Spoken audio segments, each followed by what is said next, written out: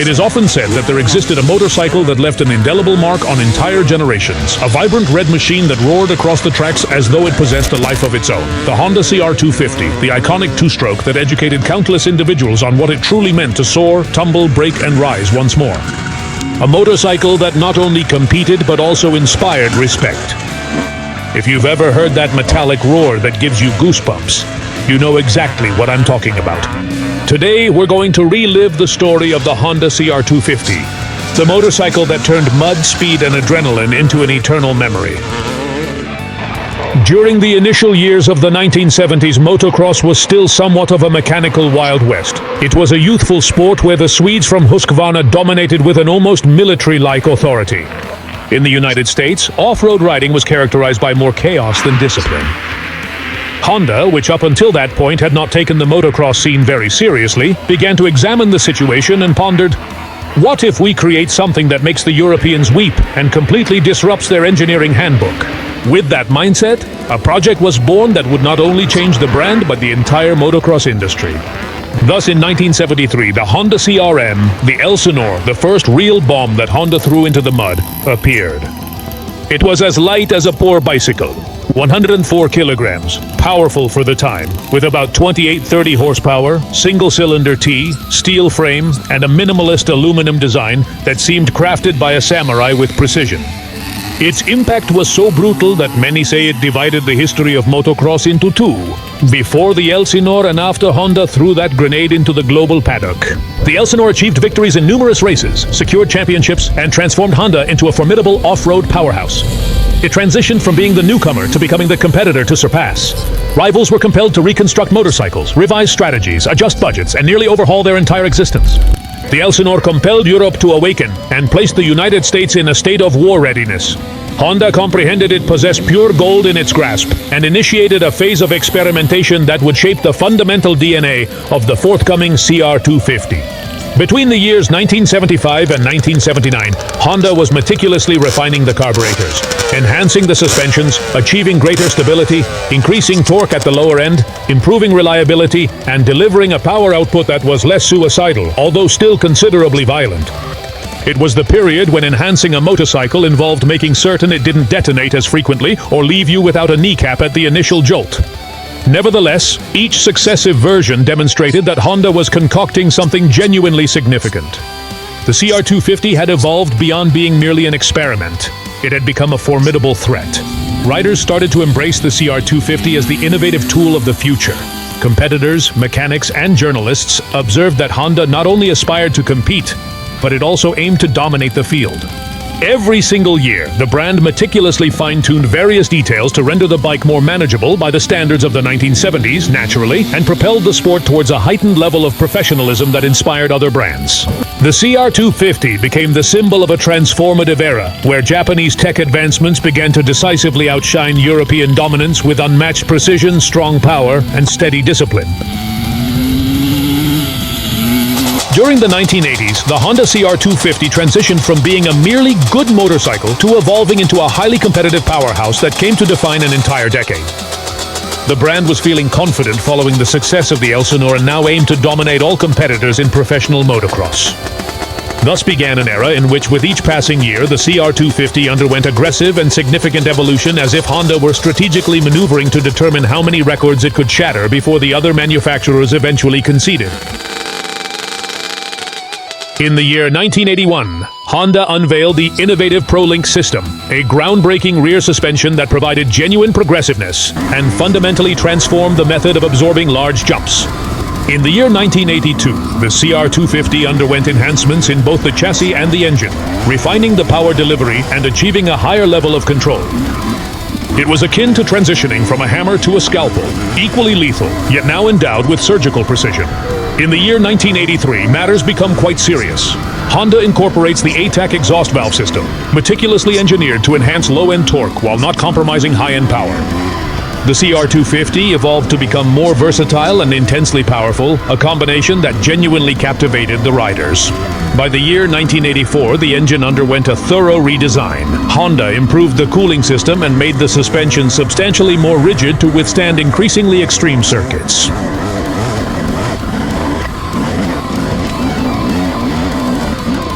However, the genuine leap forward occurred in the year 1986 with the unveiling of the remarkable aluminum chassis, marking the first significant structural revolution in the entire history of contemporary motocross. The motorcycle weighed much less, responded faster, and conveyed an unmatched sense of rigidity never seen before. That being said, it was also incredibly twitchy to the extent that numerous riders would express that it gives you the sensation of speed, even when you're on the verge of crashing. In 1987 and 1989, the CR250 dominated almost every supercross, outdoor motocross, regional championships, and private races. It was the bike everyone wanted, and the one that accumulated the most victories. Their competitors, the Kawasaki KX250, Suzuki RM250, and Yamaha YZ250, exerted their utmost efforts to maintain pace. However, Honda was an engine of continuous innovation. Every racing season introduced enhancements in engine power, carburetion systems, ignition mapping, or frame geometry. The CR250 developed a reputation as the motorcycle for dedicated riders, the one that did not forgive any mistakes but rewarded you with formidable speed if you knew how to master it effectively. The 1980s were its golden decade, with advanced tech innovations, relentless wins, and a reputation turning into legend. By 1989, many already saw the motorcycle as the most complete 250cc bike worldwide, an ideal equilibrium between aggression and control.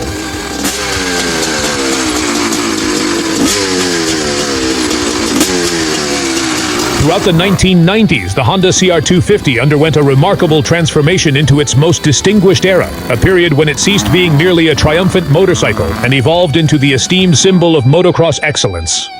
This was the era when Honda meticulously enhanced every single detail to its utmost limit. They meticulously refined the power output, handling dynamics, chassis structure, suspension system, and electronic components, achieving a machine so exceptionally balanced and powerful that it appeared to be a decade ahead of its time. The 1990s are now nostalgically remembered as the illustrious golden era of the CR250. In the year 1990, Honda embarked on a thorough and comprehensive redesign of the engine, incorporating a newly contoured cylinder, enhancing the carburetion system, and making precise adjustments to the exhaust valve to deliver increased torque at the mid-range. The chassis structure was meticulously reinforced to provide enhanced control during substantial jumps and aggressive landings. The motorcycle began to be perceived as the intelligent choice for individuals striving for triumph. For numerous enthusiasts, it was regarded as the most well-balanced CR250. Up to that point, it was a competition-ready machine, straight from the dealership showroom. In the year 1992, Honda introduced one of the most significant exhaust valve systems, known as the HPP Honda PowerPort, which further enhanced and optimized the power delivery. The motorcycle accelerated more smoothly, yet retained its robust and formidable power. It was an essential year because the CR250 became considerably more manageable without sacrificing that powerful strength that captivated professional riders. It also signified the commencement of an extended era where independent riders selected it for its dependability. The true madness emerged in the years 1993-1994, when Honda redesigned the chassis and front-end geometries, enhancing the motorcycle's stability in a straight line and increasing its precision in corners. Throughout these particular years, elite riders such as Jeremy McGrath absolutely dominated the competition with the CR250, solidifying its status as an iconic motorcycle in the AMA Supercross Championship. McGrath absolutely dominated with such remarkable ease that the CR250 eventually came to be regarded as the ultimate weapon for securing championships. During the years 1995 and 1996, Honda implemented updates to the cylinder, combustion chamber, and Keihin PWK carburetor, further enhancing the engine's response throughout the entire rev range. The chassis underwent strategic reinforcements that enhanced rigidity without considerably increasing the overall weight. The Showa suspension system also evolved, becoming more adjustable and permitting highly specific configurations tailored for each type of track. Those were years marked by surgical precision and perfection, but the pinnacle was reached during 1997 through 1999, which are considered by numerous enthusiasts as the finest years in the entire history of the CR250. In 1997, Honda unveiled a lighter-weight engine, a re-engineered exhaust valve, and enhancements in digital ignition systems. In 1999, the motorcycle was so technologically advanced that specialized publications hailed it as the finest 250cc in the entire world. It possessed immense power, exceptional stability, superior braking capabilities, and a geometry that appeared to predict your movements. It was a masterpiece. During the late 1990s, the CR250 stood at the very pinnacle of global motocross. It was the motorcycle that every rider aspired to own, the one that clinched the majority of victories, and it had a well-earned reputation for being incredibly fast, remarkably durable, and consistently predictable amidst the chaotic nature of two-stroke engines. Its influence was so remarkably substantial that even in today's present day, numerous riders continue to regard the late 1990s CR250s as the finest motocross motorcycles ever constructed. A mix of sheer madness, intricate engineering, and pure perfection that defined a generation.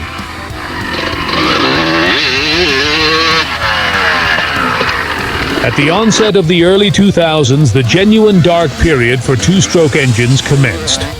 It was an era when emission regulations became progressively stringent, leaving manufacturers with exceedingly limited room to persist in developing those straightforward, robust, and dynamic machines that had dominated motocross for countless decades. Honda, which had already been intensely concentrating on four-stroke technology, progressively diminished its investment in the CR250, signaling unmistakably that the future was not directed towards continuing to support that legendary machine.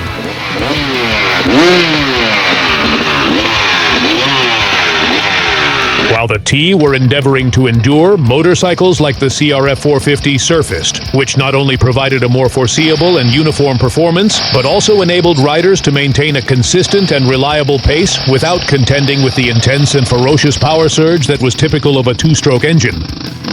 It was undeniably a cultural transformation. The T were indeed heavier, but they were also significantly more docile, considerably more modern, and most importantly, more aligned with the new regulations of the game. As a cinematic storyteller might articulate, it was genuinely the commencement of the conclusion. The two-stroke engines were reminiscent of those rockers from the 1980s, wild and untamed machines, full of life, overflowing with character, yet completely misunderstood in a society that demanded efficiency, control, and cleanliness. And so, after many years of resistance, 2007 finally came. It was the year Honda announced the end of the iconic CR250's production.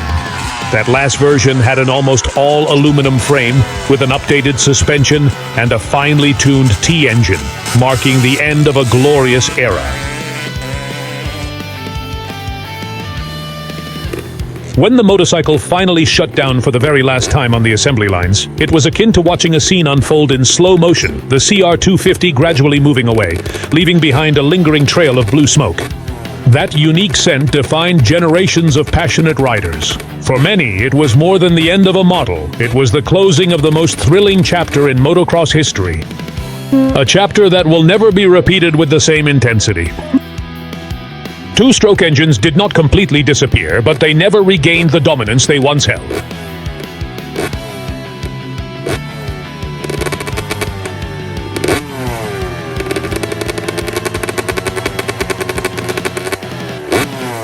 Amidst the thunderous roar of a two-stroke engine that continues to reverberate through the air and the lingering scent of fuel mixture that never quite fades from memory, the CR250 wave ultimately crafted a narrative that extends well beyond the realm of motocross.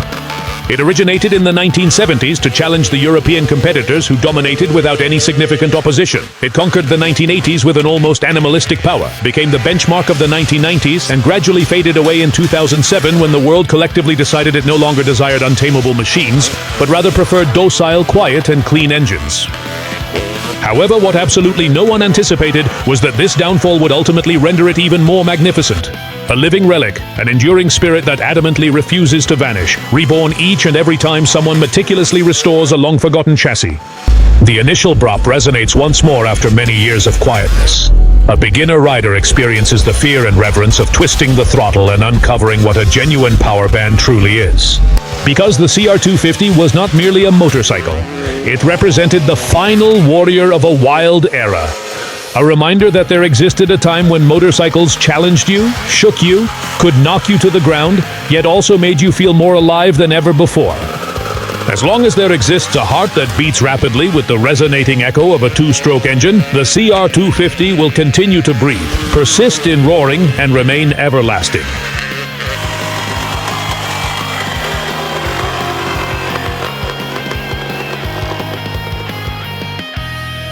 And if you desire to encounter her elder sister, the CR, simply click on this video.